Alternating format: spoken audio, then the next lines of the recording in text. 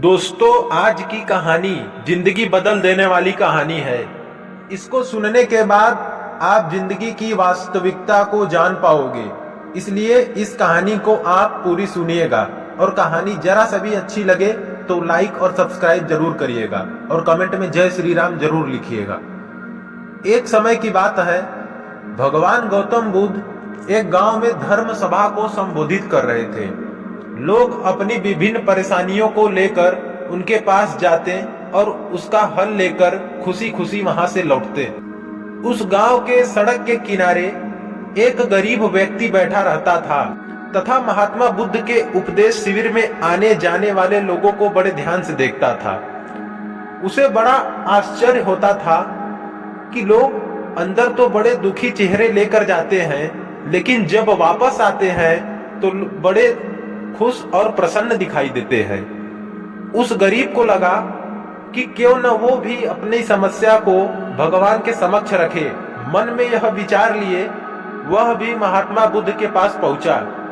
लोग पंक्तिबद्ध खड़े होकर अपनी समस्या को बता रहे थे।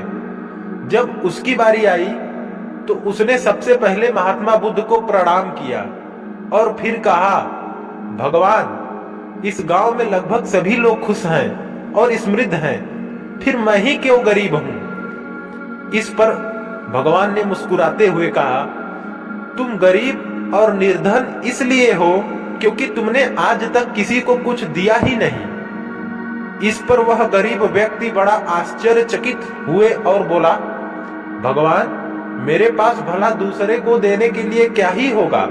मेरा तो स्वयं का गुजारा बहुत मुश्किल हो पाता है। लोगों से भीख मांग कर अपना पेट भरता हूँ। भगवान बुद्ध कुछ देर शांत रहे, फिर बोले, तुम बड़े अज्ञानी हो।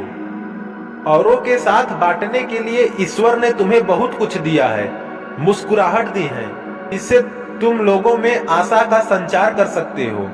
मुख दिया है ताकि लोगों से मीठे दो शब्द बोल सको, उनकी प्रशंसा कर सकते हो।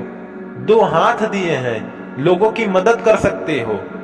ईश्वर ने जिसको ये तीन चीजें दी हैं, वह कभी गरीब निर्धन हो ही नहीं सकता। निर्धनता का विचार आदमी के मन में होता है, यह तो एक भ्रम है, इसे निकाल दो। कभी भी मन में निर्धनता का भाव उत्पन्न न होने दो, गरीबी अपने आप दूर हो जाएगी।